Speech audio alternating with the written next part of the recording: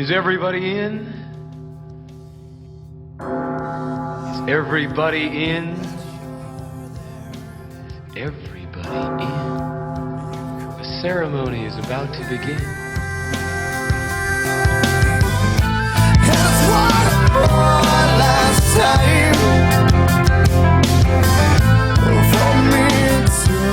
Here we are with episode number 4 of One More Last Time, the podcast. I'm one of your hosts, Jared Tabor. Tommy Perkins. And today, 2 things. You can actually see us today. We are doing video, and we have a special guest. This is JT for Shizzle My Nizzle.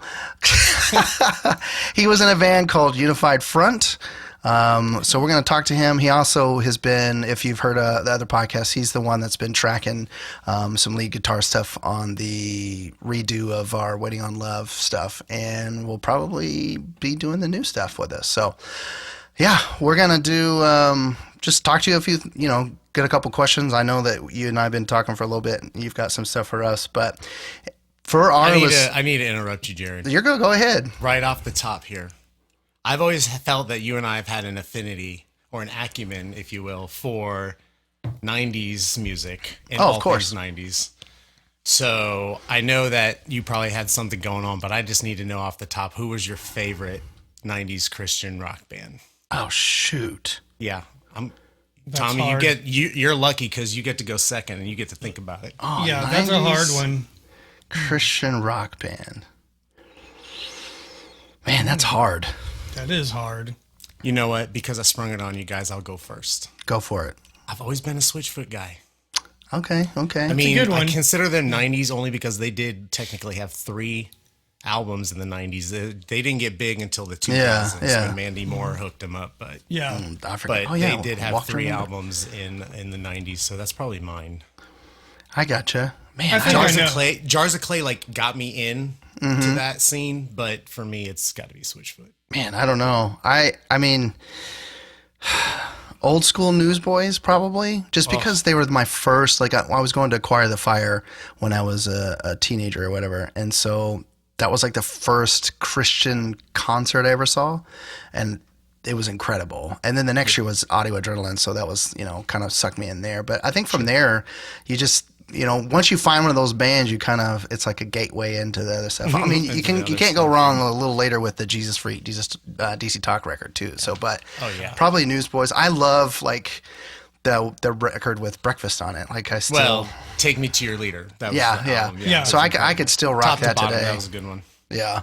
That was, I mean, I got introduced by them through Shine. That was their big Okay, song. yeah, It was yeah. on the previous record, but that I was just, and you guys, you're my age, right? We're like a month apart or something like that, right? Yeah. I think Me and you. What? I'm 41 in January. I was December. I'm New Year's Eve. So Okay, so you're right before me. yeah. So yeah, we grew. 90s youth group culture was just a very unique time. I think, and I feel like that was like when I was growing up, the reason why I even got involved in Unified Front and all that stuff was because the church I was in, the youth group pastor that I had was like, he was like into alternative rock, but he didn't want to like come in and bring like the alternative rock stuff to church. And he like came up with this cool idea. Cause the church we had was kind of in the, not like bad part of town, but it was like, the lower end of the socioeconomic scale. Yeah. And so he was always trying to get like kids to come out. And so he came up with this idea on Friday nights. He had this thing called the Alternative, and he just was like, anybody come out. Well, we've got like, it was like, down in the basement of the church, it was like a concession stand. Oh, that's And they cool. had like 3 TV screens with video games on them. And See, then that they was had music going on inside. And then outside we had this big old yard and we were playing outside, like, football and baseball and hanging out and there was like nights where there would be like, I'm like 50 to 100 kids just chilling in this. I mean, and I'm telling you, this church is like an old school red brick, like rectangle Baptist church. Like it's tiny. But there was just like so many kids there. And that was like the thing. Our youth pastor was just like, no pressure, like, whatever. And that's how I kind of got into that scene is through that. And, it's just like this guy just loving on kids, just come off the street, come to church. Let's do this. I feel like that era too was like the pinnacle for youth group culture. Like you just, even if you weren't churched or whatever, like you said, you were drawn to it because Right. it was like, there was no pressure. And the kids who didn't do real youth group did Young Life. Yeah, that's true. So Yeah, I did not do that. You I had did things youth like group. the fifth quarters they would do, which kind of sounds like what you're talking about, where they would, after the high school football game, they would have a lock-in at the church, have games, and, right. and Oh yeah, bands and lock-ins were like all yeah. the rage. Yeah. I mean, I'm pretty sure I played like at every church lock-in. Like Yeah. it was like the music. Yeah, been They're there. like, and here's, well, at the time, Focus. But anyway, sorry, yeah. I don't mean to. Oh no, I it's knew- good. I like it. I just, It's a good way to get you to figure out why you even started playing music in the first place. It's kind of oh the same right, thing. yeah. I mean, I was just thinking like you and I had been texting back and forth, and I was just like, bro, I'm like in on this '90s Christian rock conversation. Yeah. 'Cause that was like, yeah, that's what got me into it. So Well, it's kind of weird because like my first I remember my first cassette that I bought was Bush 16 Stone, and then the first actual CD when CDs were getting big. You remember Columbia House was around there. You know, For you 99 cents, you get you got like 12. Yeah, 317 I got like CDs. 12 CDs for 99 cents, and Yeah. then you're supposed to be on the hook. But I was underage. I was like, I'm not paying that. I'm underage. You shouldn't have sold that to me. But the first actual CD that I got was Stone Temple Pilots, the Plush record, and so it was just funny that was like. I was already into rock, and then I remember being in youth group, and the people that were in our youth group at the time, Dylan, who's now a lead pastor, actually at that church that we all went to. Tommy ended up going there later too, at the Methodist Church in Noble. But he was like trying to push me into. He was like, check out this band called Newsboys, and so I remember listening to the Take Me to Your Leader cassette, which kind of ages us. It's kind of funny, and I was like, but I ended up. had a Petra cassette, Oh, so dude. I win. yeah. Gotcha.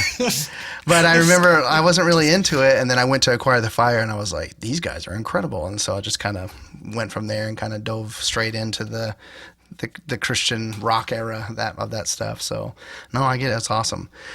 So I guess you can know, if for people who don't know who you are, or we got Radio Angel listeners who may not have even seen us play with you guys at the time. If you want to just give us a quick background of who you are, what band and how we know each other. It all started in 1981. No.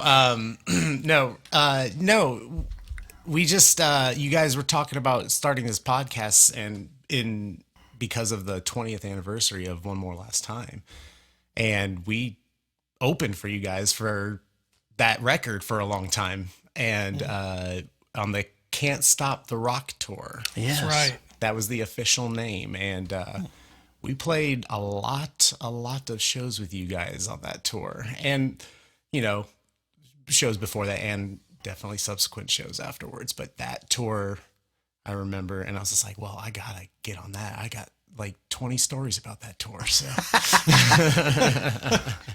Oh, man. So yeah, that's kind of why I'm here. And then, I've just, like I said, I've just always appreciated you guys' music. And so I've just always kept up with you guys. And so I was just like, let's do this, bro. Let me get on this thing. So what was I'm trying to remember, how did we even connect?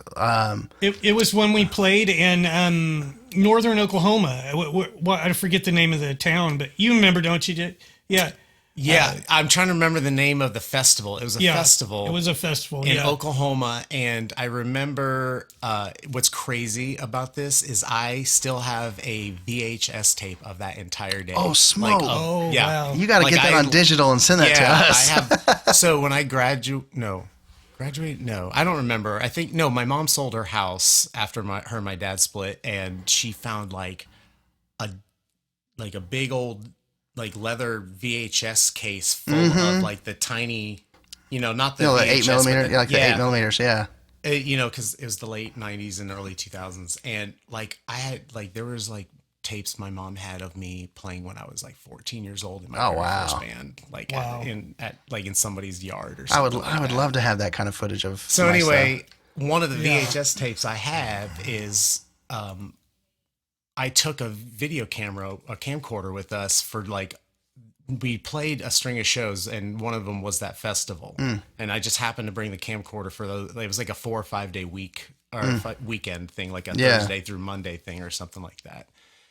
And I just remember having it and using it, whatever. And that was the first time we ever played with you guys. Is you guys played later in the evening. I'm trying to think where that. Oh, okay, I remember now. So I remember 3 things about that. 1, 1,000 Foot Crutch was also there. That's right. Because I have lots of footage of them because we hung out a lot that day. 2, everybody's clothes and shoes were stained red from the clay. Yes. Oklahoma, the red Oklahoma clay. Yep. All got down there. And then the third thing I remember, and this is actually why I wanted to like go down and talk to you guys after your show in the first place. This is gonna crack you up. You did a cover of Genesis. Oh yeah, Land of Confusion. Thank you, Land of Confusion. You guys did a cover of Land of Confusion. Yeah. I was just like, bro, I needed to go shake this dude's hand. I remember that. That's when we started talking, and we. I don't even remember that. Yeah, we played that. That's the same. We had that cover when we did the Massive Radio out in Albuquerque. That's the one cool. cover song we played back then. Yeah. And then, well, actually, I do remember another cover song because I remember a couple shows down the road we played with you guys. You did a Depeche Mode cover. I do remember that. Yeah. Yeah. Because we And ended that up was a doing cool like one, too. an 80s/90s like rock night for here in Oklahoma City. The radio station did one, and we did like Time After Time, that Depeche Mode song. I don't think we even did that Genesis song for some reason. I don't know. We did Jesse's Girl. I can't remember. There was like 2 others, but yeah, that's funny. Yeah, man. Yeah, I remember that now because it was in the middle of nowhere, that festival. If you would have asked me like a month ago, I wouldn't remember any of that. But like when you were like, "Hey, man," I was just like, "Oh." So I like really sat down and like started like playing like the association game in my head, and it started like a domino effect, and I was like, "Oh," it was like my brain was like unlocking some rusty doors in there that like, remember this from 20 years ago? That's so funny. That's wild. So, yeah, but anyway, that's the first time we met you guys was on that show, that festival. So, and then we hooked up, and the rest was history. No. How many runs did we did? I mean, I know we did the Can't Stop the Rock. Maybe we just kept calling it Can't Stop the Rock anytime we did. did a There run. yeah. I do. Well, you couldn't stop it. Well, it's true. That's you the same. still can't. Yeah. Here we we're are. Look, I'm 20-something years later. I'm jamming on your guys' record. You Yeah, just there you can't go. stop the rock, man. It's just never gonna stop. You're gonna have to pry it out of our cold dead hands. That's right. Did we? But- Is that what we just kept calling our runs together? No, I think officially, I remember distinctly there being like an East Coast leg and a West Coast leg. And then like, because we kind of started, because, we're from Kansas City. Yeah. And you guys were from OKC, and we were like starting in the Midwest. And then we just kind of like went East Coast. And then we went, after that, we came back. And I think we were off for like a few days. And then we like met up again, heading to Colorado and like all those other places and stuff like that. But I'm pretty sure those 2 legs were the big like official ones. And then after that, we just kept playing shows together. Yeah, that's what I was saying. I was like, I think we just kept playing shows together, even if Like they I were remember short going runs or down to whatever. like Battle of the Bands concerts like in Oklahoma and Tulsa, and like you and Eddie would just show up and be like, "What's up?" And I'd be like, "Oh, what's going on?" I found, and speaking of the Can't Stop the Rock, I think I have a couple posters. So Dude, I have am like a so bin glad in you there. said that because I actually have something to say about one of those posters. Oh no! It's about your boy Eddie. Yeah, You need to pull up the photo first. I don't think I have it with me. It's Dude. out in my garage. One I've of got like those a bin of posters, stuff. Eddie is sitting in the corner. It's with the one sunglasses from. on. It's this one right there. Yeah, he's got it behind right me. up. He's got And it. he's got like That's this- Eddie right there. He's got like this like cartel like comb over, just sitting in this leather jacket, which I don't know if I've ever seen Eddie ever wear. No, that was just for that It photo. was just And for he's looks. like, his legs are crossed like this, and he's just like sitting in the back, and I'm like, just like, is this guy in the band, or is he like here to off one of these guys? Like, this was very strange. And then, of course, you have Tommy right up front with his goofy hair. Dude, you had the fro back then, man. I was so mad. I wanted them to cut it, and then they were like, "No, dude, we no, love it." that's- Didn't they end up perming yeah, it? They that was a permed good it and made decision. it You even definitely need to do thicker. Yeah, they did. Yeah. That's funny. Yep. Oh gosh. So I was thinking about this the other day because we ended up, we did a couple, we did the runs with you guys, and then Jeremy had ended up leaving the band, and we didn't have any lead guitar player, and we were about to go out with Ever Stays Red on the West Coast. And we used Aaron Watkins, but I was like, we met him through you. Was he in the band at that time? Was that post Adam, or was that, Yes. Okay. I was just Yeah, trying to so- remember all that. Jeremy and Adam, I think, left after we like stopped touring heavily together. Yeah. Like I think after our like big like, well, I think this is it for a while kind of thing, because you guys might have been thinking about recording again, because I know I think you guys, because I remember a lot of the earlier episodes you guys hit on some of that stuff. I remember being there for about 45% of those stories. Yeah, you text me. I was like, I don't remember you being there, but Yeah, dude. man, I like remember that's a so lot funny. of that stuff like you were talking about. Not everything. There's some stuff that I definitely wasn't there for that, but there was like definitely a handful of stories. So I was how like, did you connect with Aaron? Because wasn't he in Colorado at the time? Wasn't he? So yeah, so basically, Unified Front was cutting their third full length, but it was like our fourth because we had a 3-song demo, which by the way, that's what we toured with you guys. So that's like a 20th anniversary for us as well as our That's cool. 3-song demo, which almost got us signed 4 times, but we'll talk about that later. Been there. Keyword almost. Almost. Yeah. By the way, I listened to that 3-song thing today. It's on Spotify. I didn't know it was. Yeah, Todd Sorry. put it up. We had I feel like we're going in tangents here. That's I need fine. to stick with Well, there's no format here, man. There's Come a- on. yeah, we Let's just do whatever. talking. So Todd, so we had a Unified Front reunion show, which Tommy attended. I went to Oh, yeah. Kansas for it. Yeah. That was God, and even that was a while ago. That was 6 years ago. Yeah. So That was 6 years ago? yeah. Yep. It'll be 7 Sheesh. years in August. Yeah. Yep. Golly. And so, dude, we tried to get another one here in Kansas City, and we had this really nice spot. We were like this close, and one of the bands that we were gonna come up with us that we knew would help out and bring a lot of people, like one of the guys couldn't do it, and we were just like, I like guarantee this dude like 300 people there, and without those guys there, I was yeah. like, "Ooh, I just don't know if it was gonna happen. Like I knew I could get at least 150. Yeah. For for old time's sake, but it was a tough bite. But anyways, that reunion show that we did down in Chanute, man, I lost track. What were Oh, we you're fine. We're talking about? about Aaron and how you guys connected because he was in Colorado, and then because we were talking about, I don't remember. I just wanted to know how you ended up connecting with Aaron. Like, how did that even come about? Because I knew he lived it. Because when we called him up and said, "Hey, can you do this run with us?" Like we spent a week in Colorado, like preparing because he didn't know any of the songs. He's not really a real lead guitar player, if you will. Yeah. So- No, I'm sorry. I was just trying to think. I was talking about Todd. Oh, That's yeah, what yeah. it was. Todd, let me hear. So yeah, Todd was, when we did the reunion show, he took all of our stuff and put it on Spotify. Oh, that's cool. And so that's why that's there. But actually listen to some of your guys' old stuff. I mean, like before. You shouldn't do last that. time. Yeah. Yeah, it Oh, I sucks. did. God, dude, I'm not gonna lie. That first record, I forgot how much you guys like you were rocking that. Like you were pretty heavy on that first record. Yeah. Yeah, we were. Yeah. But I didn't like that. Yeah. Not Well, really. nobody into- likes their first one. We only have 3 of our 4 up. Our first one will never see the light of day. If you Yeah. own a CD, then you earned it because you bought it. But I'm not giving that first CD out for free. That's funny. So, but yeah, we actually put our very first album out in 2000. So, but I don't know if we just like with Unified Front, we actually. So I guess I could talk about the beginning of that. Yeah, go ahead. You might want to edit a lot of this. I'm Oh, no, sorry. you're- This is like so jumbled. But anyway, so we actually started a band. The first one was me and Todd, Adam O'Kane, my buddy Chris Jackson. I don't know if you guys ever played with him or not. He was kind of His name. He was We his did. name sounds familiar, Yeah. but no. he was yeah. kind of our Joe Walsh. He was like in the band, out the band, in the band, kind of. But and then it was pre Eric Owen. Todd was actually our bass player. We had gone through a string of drummers, but we were called Focus, and then we basically ripped off the Goo Goo Dolls, and Okay. then we so our guitar player left and somebody else was leaving, and so it was basically like me, Adam, and Todd, and that was left over.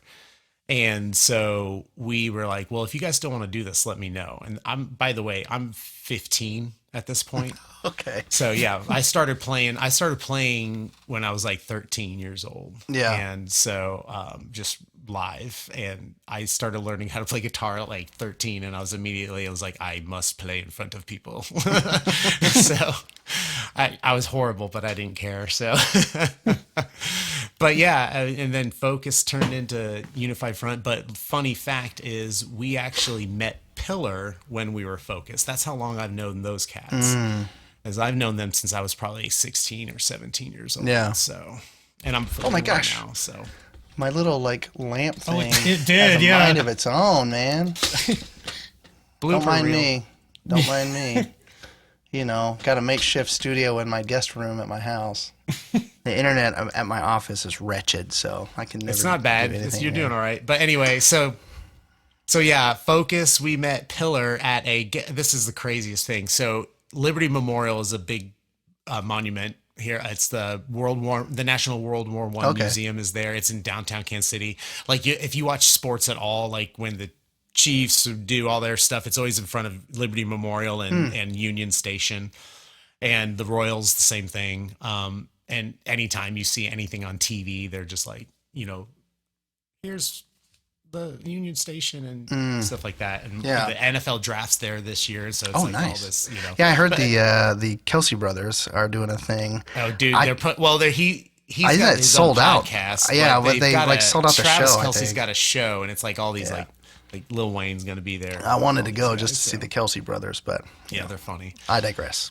But anyway, so this place, Liberty Memorial, had this thing. It was called like, God, it was so long ago. This is like 1998, 99, something like that. Yeah. It was like called like Spirit Fest or something like that. Let's just call it that for now. I think it was called, because I'm from, I think that was one of the festivals we tried to do like a couple years later or whatever. Okay, so Yeah. they had this thing called Spirit Fest, and it was basically like everything. Like the night we played, Rick Springfield was like nice. the headliner on the main stage, Yeah, but yeah. it was like one of those things. It was like kind of like what's all Sorry. popular now. Sorry, just see my I'm cat. watching Tommy's cat. Pause. I Like, just noticed that she's like pulling it under the door. this is awesome. This is all staying in. I love it. That's why I love video now. Okay, Absolutely, so- because this is literally how our tours went. Yeah, I mean, that's, yeah.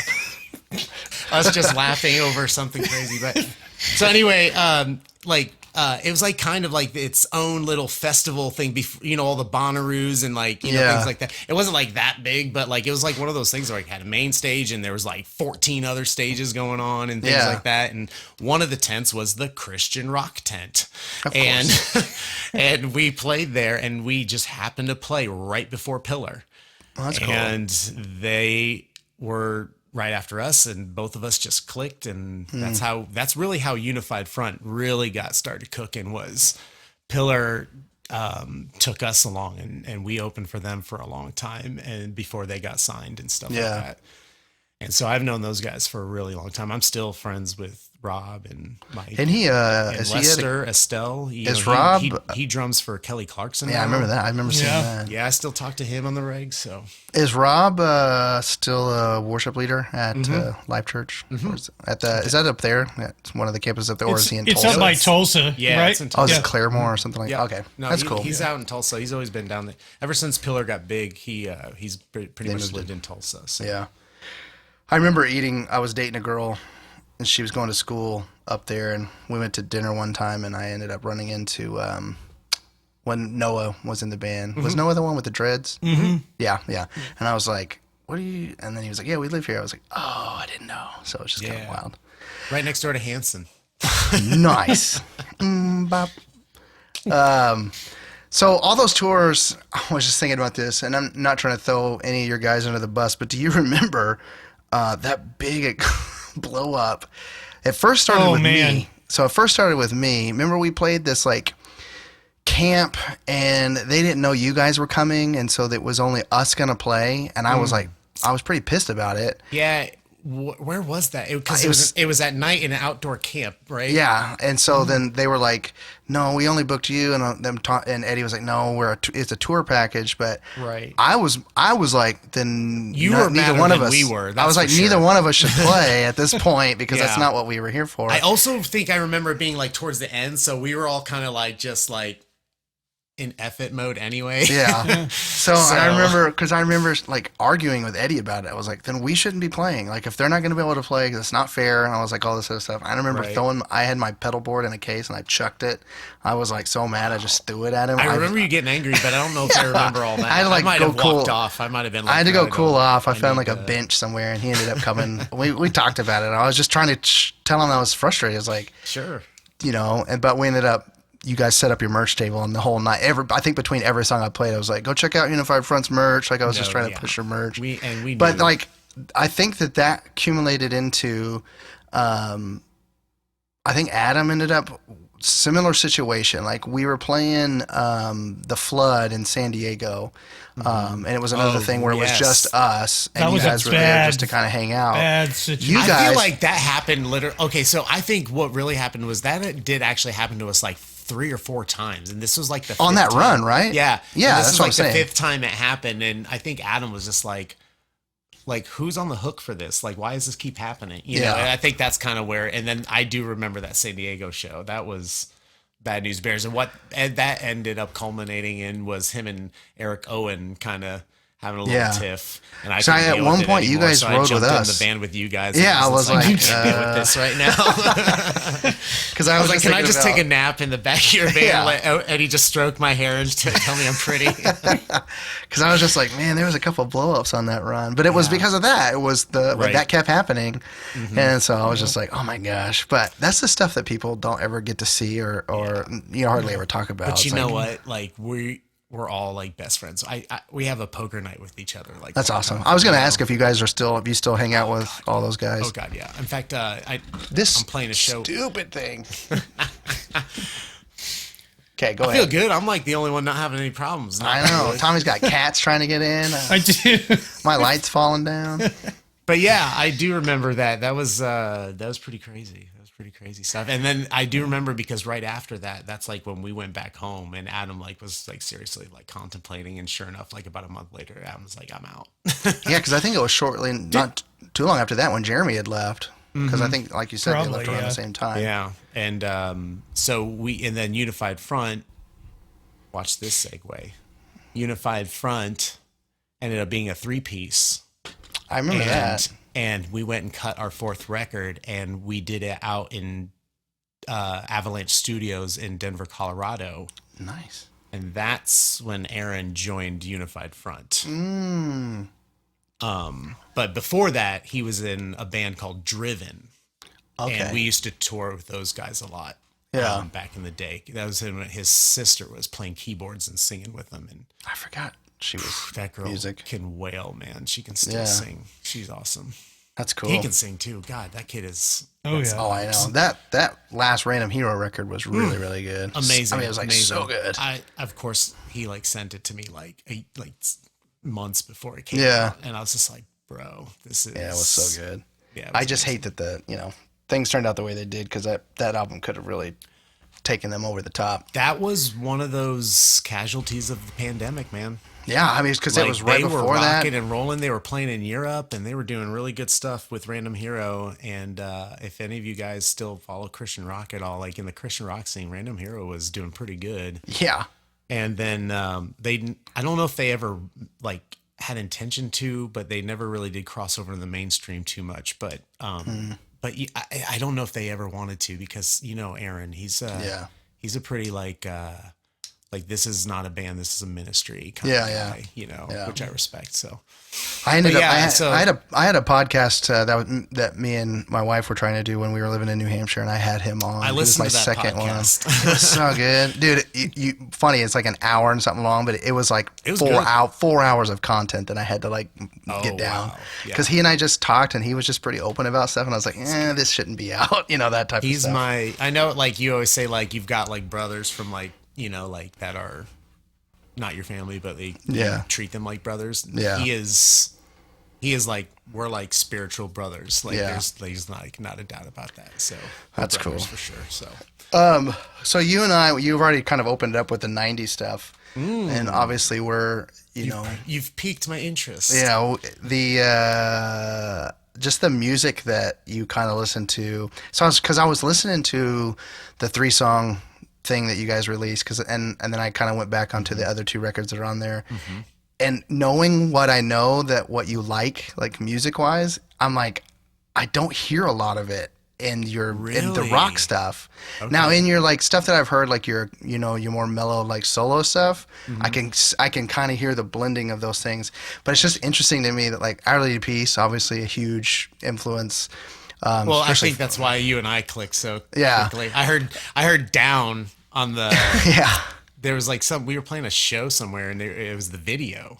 And then I heard Down and I was like, and you're like, Yeah, do the falsetto. Yeah, I did your My little Rain Maida. Yeah. And so I was just like, like just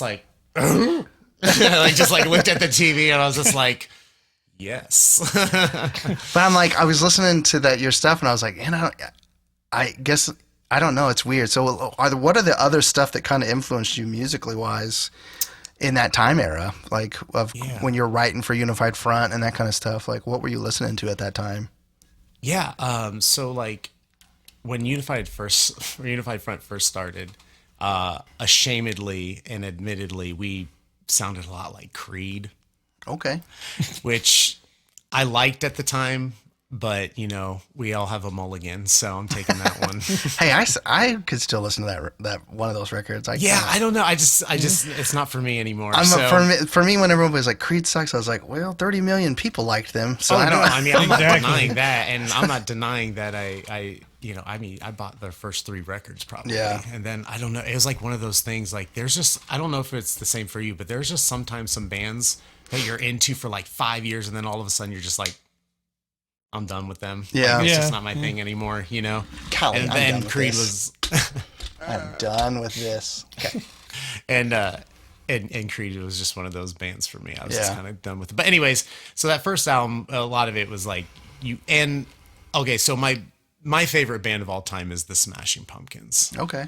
And so that you talked about your first CD you bought. My first CD I bought was Siamese Dream, and and I just kind of went from there. But then I also started getting into like that new metal stuff, in the late '90s, like Korn, not so much Limp Bizkit, but but even like the Christian stuff, like Project 86 and POD and like those kinds of bands I was like super into, right? And that was kind of like, my angsty, 17 full of pee and vinegar, kind of guy. So it was just like one of those things where I was just like, that was what I was into for a minute. But then like that kind of slowly evolved into, I got really into Incubus, like a lot. So that I can hear. The Incubus influence, but not necessarily the other stuff. One of the new metal bands that kind of stuck around a little longer was Stained for me, just because they could write a pretty good power ballad. Yeah, he could. Yeah. but anyway, so Stained. So that was our first like record that we have on Spotify, and that was from 2001. That came out at the same time that your first Radial Angel record came out. Yeah. And we actually sold a lot of those records. And this was before we met you guys. And in fact, when we met you guys, that's the only record we had at the time. And we sold like 5,000 units in a year. That's awesome. Yeah. And we weren't signed. Yeah, that's pretty unheard of back then. A bunch of high school kids from Kansas City and Todd. Yeah, so Todd. If you guys don't know, so like Todd, we were like literally Todd all the Eddie same age, and then Todd was like 7 years older than all of us. And yeah, that's he was how like Eddie was. He was the dad. Like, so yeah, that first record we sold, and that actually one of the songs on it, 2 of the songs on it actually, one was called All of Me, and that one actually. We were kind of about 5-6 years ahead of people when it came to internet radio, because so UF UF, like you guys know what UF is. Yeah. Which, Oh, by the we way, know. We call you UFer boys. By the way, We call you my the favorite- UFers. Yeah, I was about to say my favorite thing was Tommy would always come up and be like, "UFers, what's going on?" Yep. So That's that right. was one of my favorite things. But yeah, so Unified Front though, our MO was like, we don't want a label, we just want distribution, because like our thing was just like, we're booking shows, like we're getting on like festivals with like Switchfoot and Skillet and like with us and Todd, like because we were just like you guys, like this is kind of why we really clicked. We were road warriors, we were grinders, man. Like back in these kids nowadays, and I know, yeah. like I'm telling you, man, the garage band thing was like we were literally in somebody's mom's basement and we were grinding it out. Like I said, since I was 14, and then by the time I was 17, I was touring.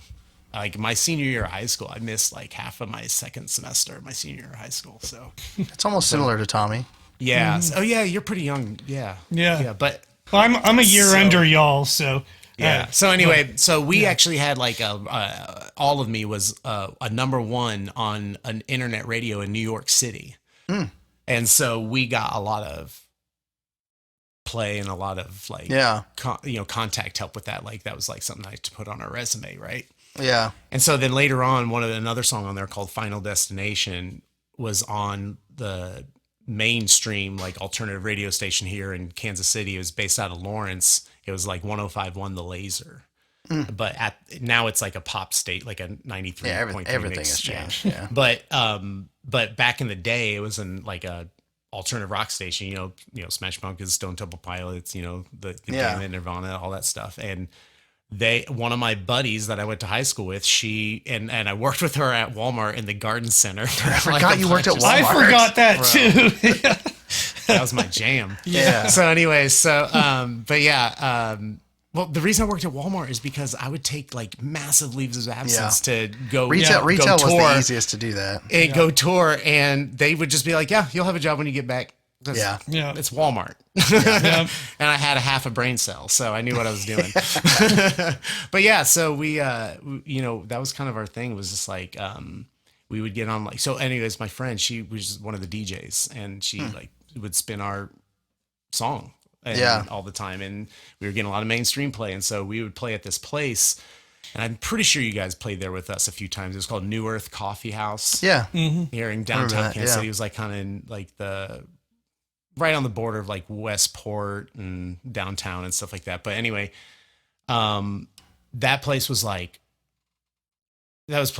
You talk to anybody in the Christian market, and I mean anybody in the Christian market, like top to bottom, or like Waterdeep, POD, like all these people, like they played at New Earth. Like New Earth was like the place to go in Kansas City if you were a Christian rock band. And we were just so fortunate to live in Kansas City and have this place. I mean, I want to like someday like do a documentary about this place. This place was incredible. Like Sixpence played there all the time. Like it was like one of those, like if the Christian music market had like an underground, like this place was like the place to go.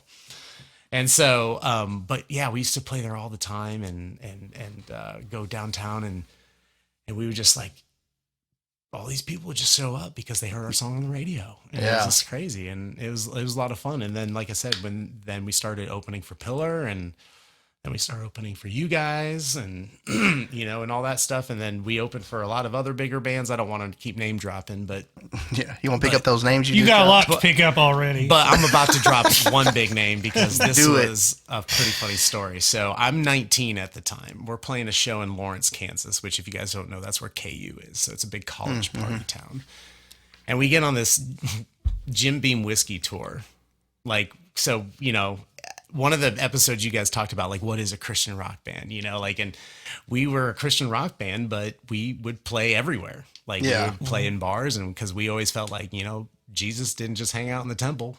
Like Jesus went out and got his hands and feet dirty too. So, and so we would just like go into those places. And so we played a couple shows on this Jim Beam whiskey tour. Or maybe it was just one show. I think it was just one show. But it was at this place called Abe and Jake's in Lawrence, which is still there. And we ended up playing kind of in the middle. It was like weird. It was like kind of this like all day thing. Like bands would start playing like at 1:00 in the afternoon.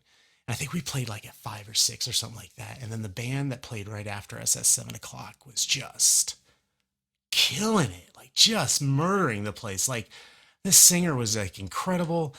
He like grabs the guitar and like just shreds this lead and like throws it and just starts singing like Stevie Wonder. I was just like, who are these guys? Start hanging out with them. They're like, hey, you guys want to drink with us? And I'm like, well, I'm 19 and I was a good Christian boy at that time. So I was like actually not drinking. At that time. No, really. That time. At that time. Well, I'm a Christian man now. Yeah, there you go. You can drink now. Nice But cover. yeah, Nice cover. so yeah, and it just didn't, it just wasn't my thing back then, at being 19 and stuff like that. But anyways, having a blast with these guys. 6 months later, their first album, Songs About Jane, drop. Breaking Benjamin, right? No. No. No. No. Maroon no. 5. East West. Maroon 5, yeah. Songs About Jane, man. Maroon 5. I'm thinking Like- Diary of Jane. Yeah, there you go. Oh, Dang it. right. Yeah, sorry. Yeah, no, it was Maroon 5. And what Dang. people don't realize is how incredible of a guitar player Adam Levine, or no, Yeah. Yeah, That's Adam it, Levine. yeah. sorry. Yeah. I Yeah, keep you're getting right. his name mixed up with the other guy who plays with Queen now. Oh, yeah. Oh, Adam Lambert. Thank you. Yeah. Yeah. But yeah, Adam Levine, that guy, Yeah. that dude can shred a guitar. That's crazy. But yeah, we ended up playing. We were like pop talking with band them. now. We were just like, dude, this band is crazy. What's crazy though is that we didn't know who they were because they were just at the time they were like an LA jam band. Oh, wow. Like they weren't like what they are now. They were like Yeah. a rock band back then, and they like listen to their first record. It's incredible. Oh, It's I mean, really I good. really like that record. Okay, yeah, that's what they were playing. They were playing songs from that record. Yeah. And so yeah, they were having such a great but we didn't know who they were. And back then, Unified Front, like we were just like I said, we were kind of this weird like Incubus kind of meets like pop kind of thing, but we were also like still like we'd have Push Through, which was like a really heavy, like almost like Seven Dust kind of thing. But then we'd come back at you with like Bliss, which was like this ding, ding, ding, ding, like just Yeah. this like fun pop song. It was all rock, essentially. So they never knew where to put us, especially in the Christian market. They were so confused with us. And so they would always put us with either a metal band, like metal band, like screaming the entire concert metal band. Yeah. Or punk bands, Okay. which I didn't mind at first, but man, punk bands are like Spotify. There's a lot of good ones out there, but you got to go through a lot of crappy ones to get to the good Yes. ones. So, I'm just but not anyway, a fan at all of punk. I just can't do it. Yeah, It's just I me mean, that way. now I'm, not as, but I still I was listening to MXPX Teenage Politics the other day and I was like, that's funny. I was like, I'm still into that. So, but anyways, but yeah, so we would always play with these punk bands. So I thought Maroon 5 was a punk band because that was like kind of the era where everybody had a number in their name, like Sum 41, Blink 182. Yeah. We played with a band. I can't even remember their name now, but they had a number in it too. And so we thought Maroon 5 were like, great. Another punk band, great. This is Yeah. gonna be awesome. And then they came out and did what they did, and I was just Yeah. like, oh. So that's my last name drop. Switchman. There you go. Oh, no, that's great. So, I mean, that's kind of like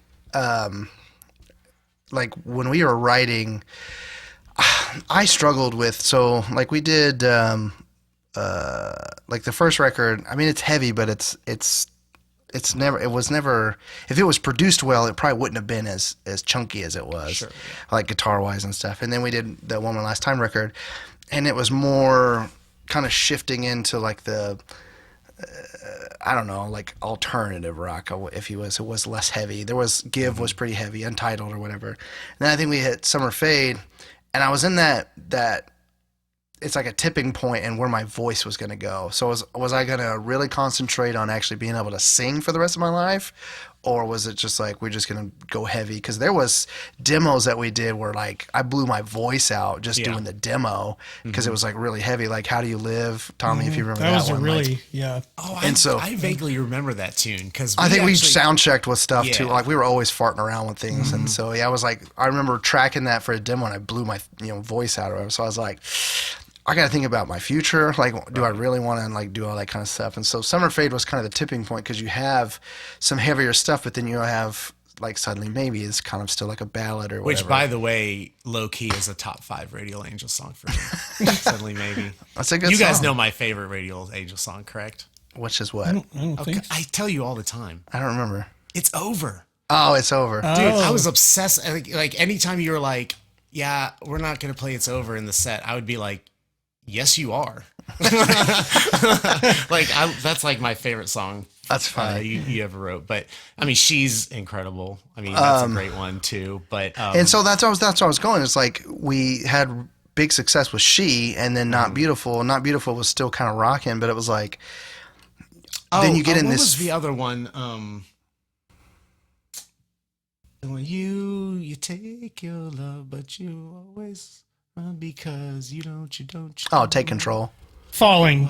Falling. Oh, Falling. Yeah, Yeah. that's right. That's on the Summer Fade EP too. Yeah. That's another. That song also is in my. That song's a good tune, dude. That's a good one. So that was the thing. Was like I got stuck in this trap of like, okay, now I have to write these certain type of songs because if I don't, our career's done. And so you get to Waiting on Love, and it's like it's like all that record is me trying to write another hit, and it's just like ugh. And I mean, they're good songs. We like them, and that's why you kind of want to redo them because to give them the proper sound of what they should sound like. But then, like, here we are. You know, I haven't written a song in 13 years, and I write Not Ready, and it was just because I wanted to write a tune, by the way. Thank you. Just because I wanted to write a song for my wife, and then we have no pressure now. So like the demos that Tommy and I are sending back and forth with are just. If they sound good to us, we'll do them. If not, because we're not trying to make a career again. Exactly. I mean, if the byproduct of liberating, right? Yeah, but I'm like, if the byproduct, you guys is, had that pressure more than we did because we never got signed, so we were and that was the problem. Beat of our own drum at that time. So, and that was where I was kind of thinking about it today. I was like, those times when we were touring, like especially the runs we did with you guys, I remember specifically, our van broke down at that intersection. And you guys had to run and drop your trailer and come back and pick our trailer up, and we pushed the van out of the way. And so Eddie and I stayed at the van to wait for the tow truck. And it's hot. I mean, we're both just drenching with sweat. And he goes, I would rather be stuck right here than working at a desk right now from 9 to 5. Yes. And I was like, when you're 17. Yeah. And I was like, I was like, yeah, I get it. That's like way, but then I'm like, when did it become a job to me? Because then it didn't become fun. And it was more kind of like after Tommy had left, I was just like the pressure I felt even more because it's like, because Tommy and I were like the majority writer of everything that we did. He and I would get together and be like, hey, he would just start a beat and we would just kind of write the songs or whatever.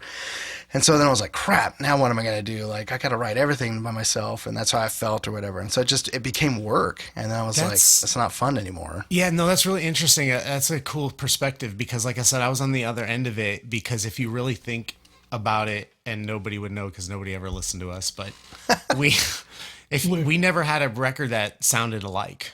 And we had I noticed that today. Like I said, the first one was like a Creed ripoff. The second one was more Incubus. The third one was our the third one was the only one where we were felt like if there was ever a time we felt pressure because we knew that was like we're about to really promote this thing to see if we're made of what we think we are, And but even then the songs on that are still very probably even more like heavily Incubus influence. Like we really kind of sold out on that sound. Like I just not like so much the like ripping them off. It was just like more like I just like that vibe of like having like the jazzy guitar parts over like heavy chords, things like that. And I grew up on jazz. I was when I was a kid, I was listening to classic rock and jazz.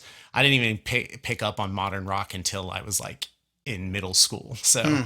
So luckily for me, I skipped the whole hair band era when that was going on. My dad was just like, "No, you're not listening to that." Yeah, I didn't get into any of that either.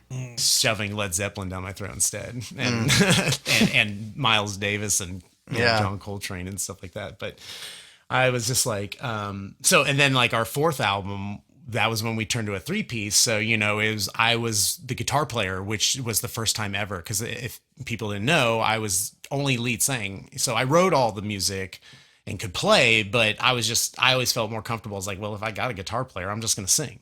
Yeah. Like, I don't need to, especially live, I just need to rock. I don't need to have like, every little thing that we put on the record in the live show, And this is, kids, this is before tracking. Yeah, exactly. So you couldn't, you had to do it for real. So, so we went like this other route where it was like much more like, I don't want to say this word, but it was a little bit more like that early 2000s, like emo stuff, like not like it had like a darker whiny undertone to it. Maybe that's a better. It Yeah. was like if Unified Front was a little darker because it wasn't emo. Because I wasn't like one of those like my voice wasn't like emo voice, and we didn't have like the emo guitar riffs, but it was like just more like almost more like melancholy and It's Deftones-ish is what I thought it was like. That's Yeah. a good one. Yeah, It was very much Deftones-y. That's a good way to put it. So yeah, I that fourth record was in fact, I would even dare to say that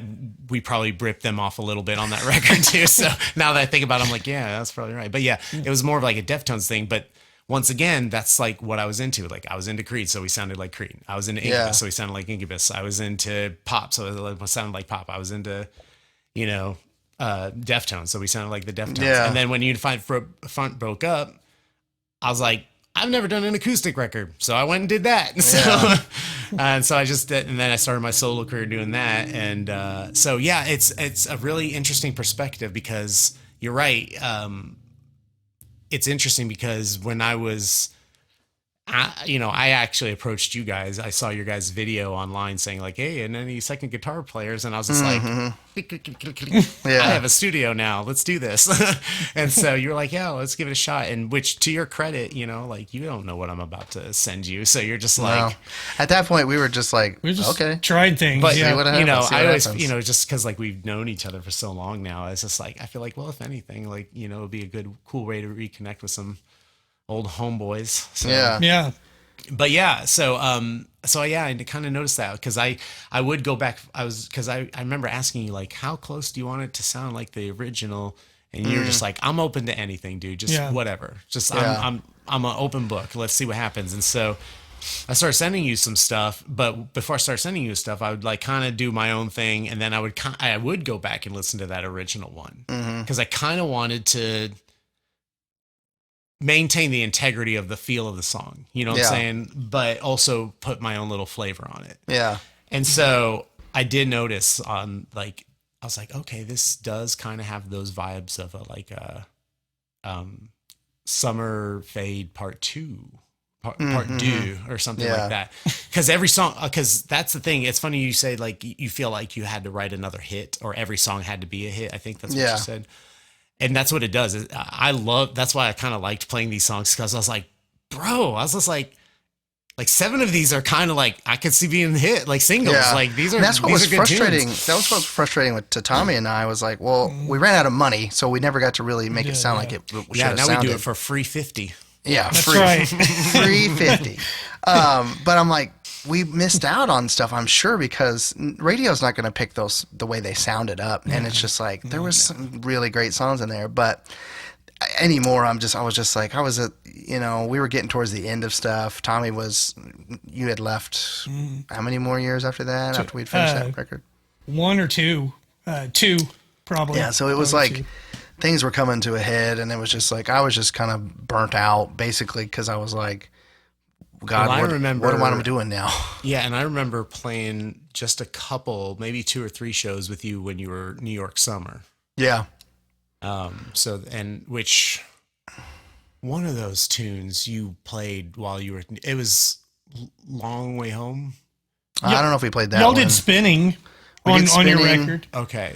We did Spinning. Maybe not on the record. I'm saying live. Just live. No, we did Spinning was one of them. More Than This was the only original, which we didn't put on the new remake. But most of the other ones were just, those all new. strictly, Well, yeah.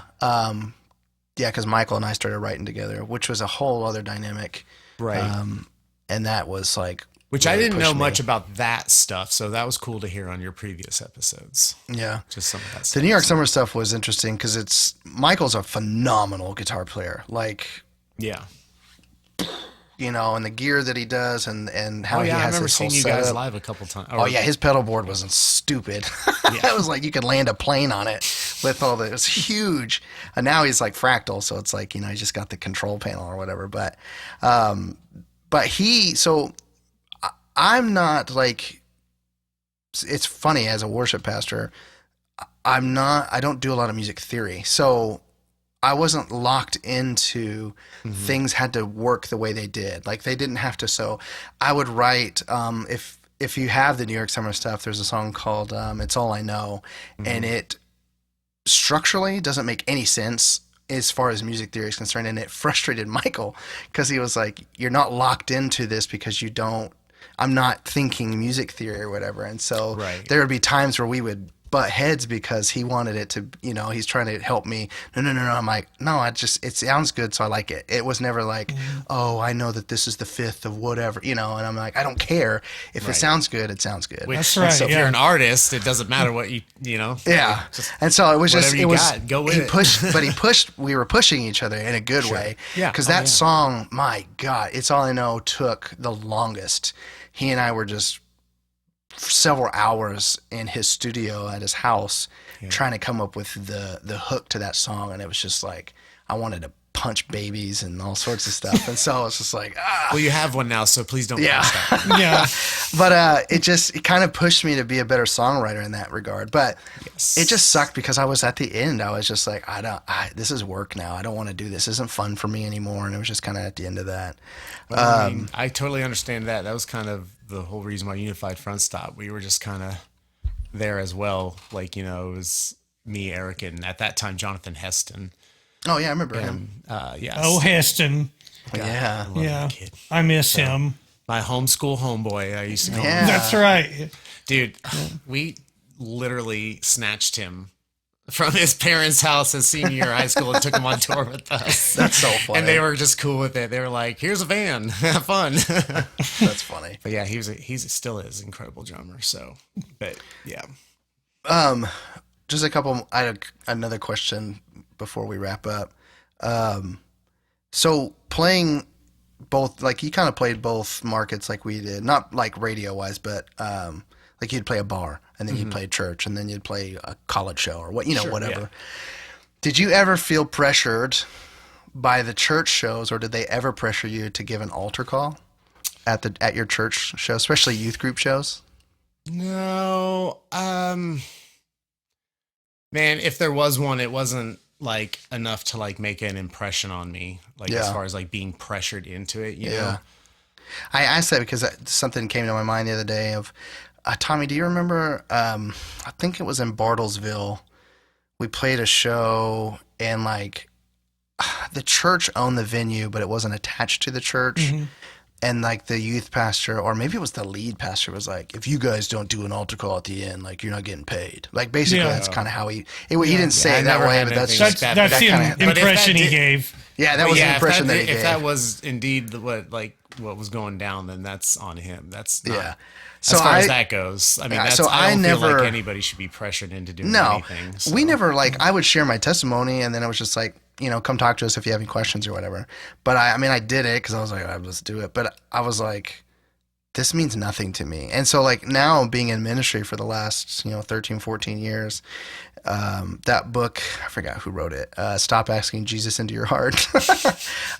It's like there's no scripture that says It is. to do That's an gonna altar be call. the album of the title of my next album. Stop asking Jesus into your heart, because that's the whole thing. It's like, asking Jesus. yeah, because that's not scripture. your Like heart. I was like, where did you even pull that out from? And I always struggled with that, with like people giving altar calls of like, just pray this prayer, and I'm like, no, that's not how it works. Like it's like, it's clear scripture that repent and believe and be baptized. Yeah. But it was never like, just ask Jesus, just pray this prayer and just ask Jesus into your heart. It's like, no. And so I don't know. I just thought about that because you're our first guest and you were also a Christian rock band. And I was like, did you ever get pressured to do that? Because we No, had but all sorts of crap like that. All No, but I will kinds, say, yeah.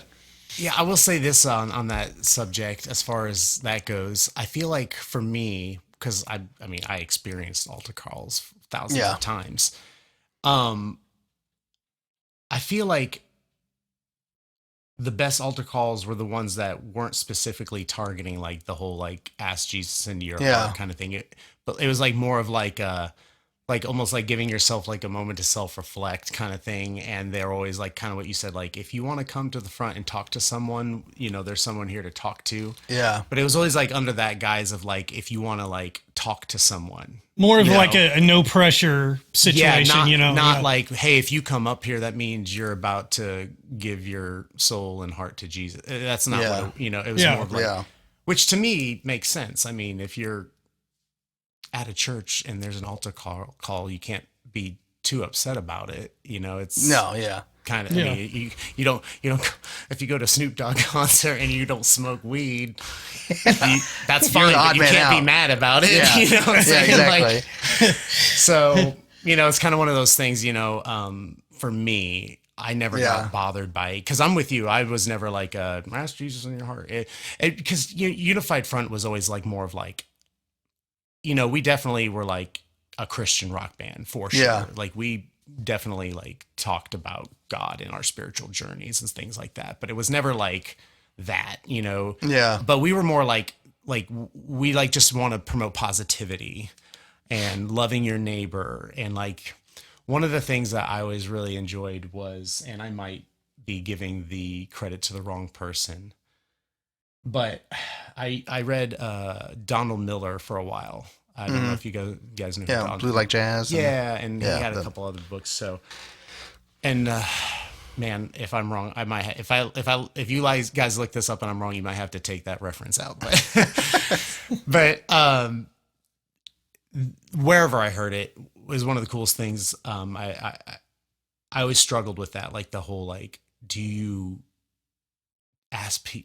do you tell people, this is how you do it, or, or like, how should you minister to people? Because like I said, we used to play in bars, but people at the end of the night knew who we were, but we never were preaching, Yeah. Or anything like that. And we would never go like in between a song and be like, Jesus said, and have like a little, mini sermon in the middle of the set, like some bands I used to watch do. But I which is a great place I mean, if that's to your do thing, there's a place for all of it. Yeah. And to me, that's like why worship music exists, right? Yeah. Yeah. And so, the idea to me that I'm trying to get to here is, I always felt like we take our time here now on earth for granted because we're always like, seeking the eternal reward, I got put Jesus in my heart, I get to heaven, thing. And we kind of miss the point of Jesus, what he really said when he said, bringing the kingdom to earth. It was less about like a revelation of the future or something like that. And it was more about, no, while you're here, you need to make this place more like the kingdom. So for us, we didn't want to preach. We didn't want to tell people to go ask Jesus in your heart. That's not us. We were more love your neighbor, connect with people, communicate, understand each other's perspectives, love each other. If you're taking out the trash, love taking out the trash because the Lord gave you a good day, things like that, So that was kind of our thing, was just like, no, we're not going to wait for the kingdom of the heaven. We're going to bring the kingdom here to earth while we're here. Yeah. And then, whatever happens. So. Well, that's good.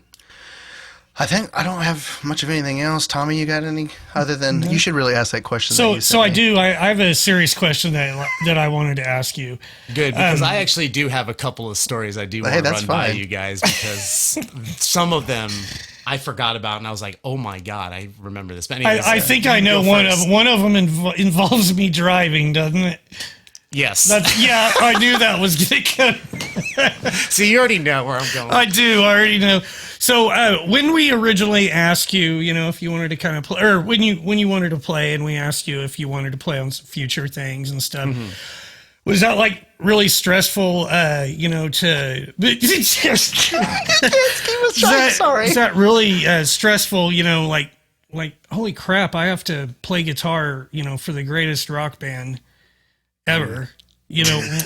Well, I'm not. Walk us through that process of what you were thinking. So, I humbly and graciously accepted the Evite that you sent me.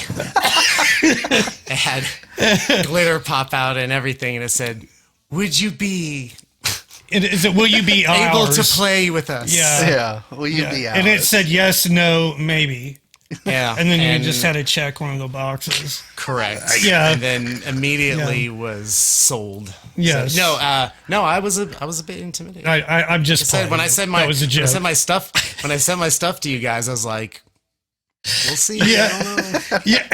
It's funny because I have a serious question. I know Jared and you kind of told me a couple times, but I hope you guys are enjoying what I'm giving you. So we are. I was just about to say that. Like Jared and I, we kind of hang out, a lot, and so we always try to listen to the mixes and stuff, and he'll tell me whenever you drop a new one and stuff, cool. and we're just like, this is amazing. I seriously wasn't trying to fish for anything here. I was just wondering. It is. Seriously, because we were, Jared and I are limited in our lead capabilities, I know theory and stuff like that. But that's something I learned over the years. Cause I could not do that stuff in the unified front days. I couldn't back then, but that was, I got hooked up.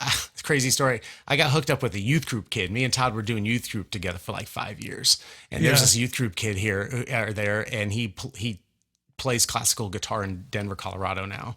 Oh, wow. That's what he graduated. He had a master's in classical guitar. His performance for that, I went to it. It was mind-boggling. There was a point I thought 3 people were playing guitar. It was insane. Dang. Wow. But this dude, this kid, I was just we'd go on mission trips with him, and he would just sit there and just teach me. And I was just like, oh my God. He's just like, dude, it's not that hard. And I'm like, yes, it is. You're incredible. And he's just like, no, this is what you got to do. And he kind of showed me these little cheat codes to it. Yeah. And he's like, start with the cheat codes and then learn it for real. And I was just like, oh my God. And he was a guitar teacher. And so that's where I really got it. And then I also got into really getting into it because I was producing for a long time. Not so much mixing and stuff like that, but more just sound engineer / producer, cut the, I did a lot of the instrumentation for people, or they'd come with these songs and I'd work on them with them and whatever. In fact, one of the girls that I worked with, her name was Anna Hamilton, and she was actually on this competition, a songwriting it was on TV. It was a songwriting competition, and she was from Kansas City. And the whole idea was these people would write a song and pitch it to these 3 judges, and the 3 judges were different every night, and the judges were famous musicians and songwriters and people from Broadway and things like that. But this girl comes into mine and Todd's studio and just starts jamming, and I was just and she was incredible. And and she left, and I went to Todd. I was like, we need to get this girl recorded before somebody discovers that she's incredibly talented. And I was just too slow. She figured it out and went national with it. And I was like, but yeah, she was crazy good with it, but I don't even know if she's doing it anymore. I don't know what happened after that show, but anyway, I only say that to say I got into producing, and then I have a really good buddy from high school that does film. He does a lot of stuff, especially if it's in Kansas City. He's recently done Alicia Keys stuff, Floyd Mayweather stuff. He's great dude.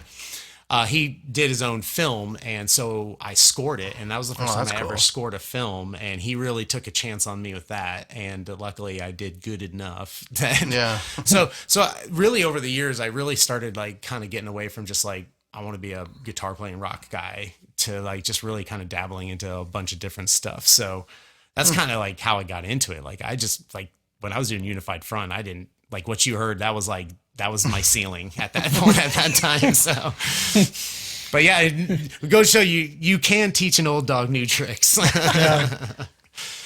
Well, every time we would listen to one of the mixes, it was just funny because we We've had several different like lead guitar players over the years that are drastically different, musically. Oh yeah, absolutely. I mean, Jeremy definitely had his own style yeah, too. and then you go to Josh, who was just a little bit more like dialing into delays and reverbs, and it was more about like that type of stuff. And then I play with Michael. Michael did our last Rail Angel run. Tommy wasn't in it was with Josh, the drummer at the time, and here's Michael, who's just all around like wild guitar player. But you get in this mindset of like each song has to have some kind of wild lick, and it's like not really what you were doing.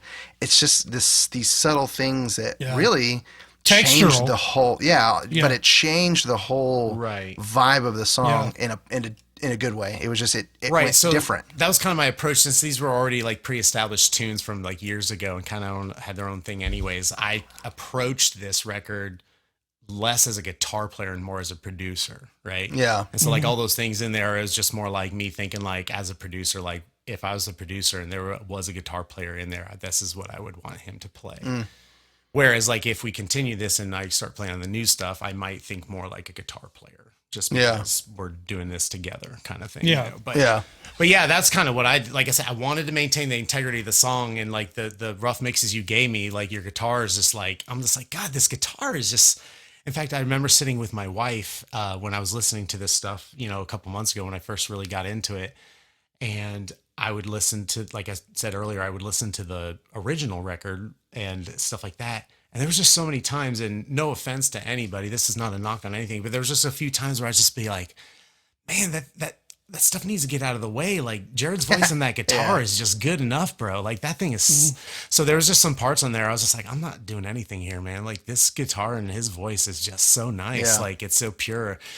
And so, that was me. I was just like, there were maybe one or two songs where I was just like, I kind of put a lead down. Yeah. But for the most part, it was like what you said. It was more like, I'm going to produce this song, not really put guitar parts in it. You know what I mean? So. Yeah, no, it's good. It's just as important to know when to not play as when to play. Yes, for anybody, well, like guitar I said, it's really, or whatever. It's all about the vibe to me. Yeah, you feel the song, and I think you and I, Jared, we just really enjoyed how Long Way Home came out. Yeah, and that was like one of those tunes. Like as soon as I started playing it, I was just like, that was like one of the only, like one of two maybe that I sent you where I was just like, no notes. Don't need any notes on this one. No, but that one was just like, you were like, bro. And I was like, I know. So I was really excited about that one. It changed the whole sound of it. And I was like, this is good. Right. And I listened to the old one, and nothing is just different. It's like you said, it just kind of changes the sound. So, and hopefully, like you said, now that you kind of are doing this for fun, it can kind of sound more like what you're thinking. So. It'll be interesting to get it out. I'm excited. I'm excited for people to hear it. Like I said, I took after I sent you that last song, This Is Love, which when I first heard all the tunes, I told you I'm doing that one last because that's my favorite, and I need to be in a place for that one. Yeah, which I did. I got into a place for that one. I was just like, it's just like Jim Carrey. I was like, oh, right then. And no, there was just that night I was just feeling it, and I was just because I actually did. You didn't know this, but I actually did record "This Is Love" like probably 2 or 3 times, and then scrapped them all because I wasn't feeling it. And then that one, I was just like, "That's it," and so I sent it to you. But that one's my jam for sure. I love that one. That the title track on that one was. It'll be good to get it out. Yeah. So what stories did you have? All right, first one I want to talk about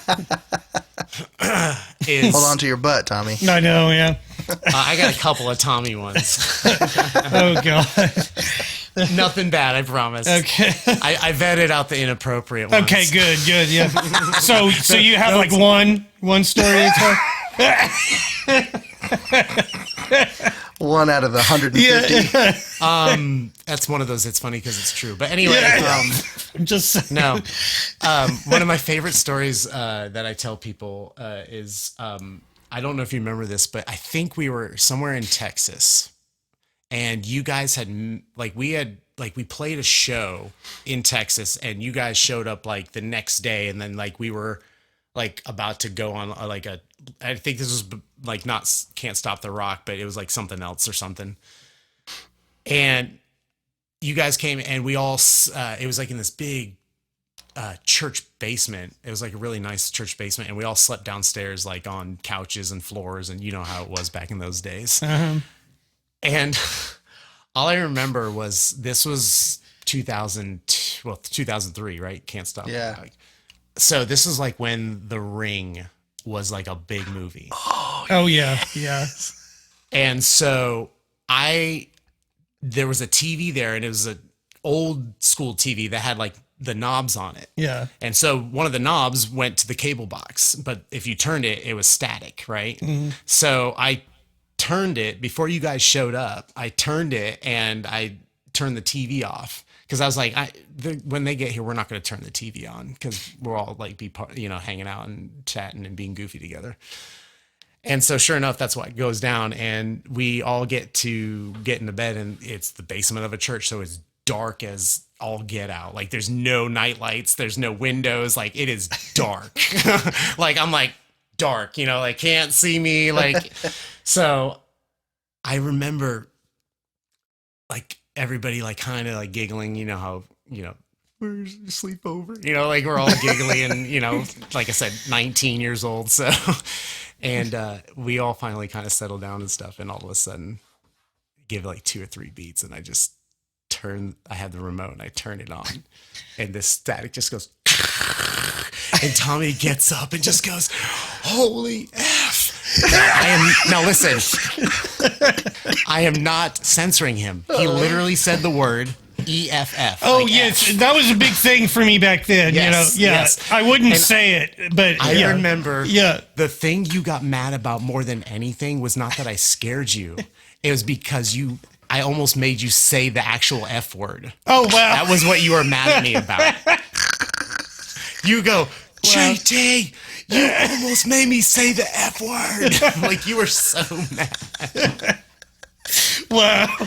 I'll never forget that. And I was just like, oh, that was great. That was Times great. changed. Times changed. Yeah, I was gonna say, you just drop it now. I just drop it. I don't. Yeah.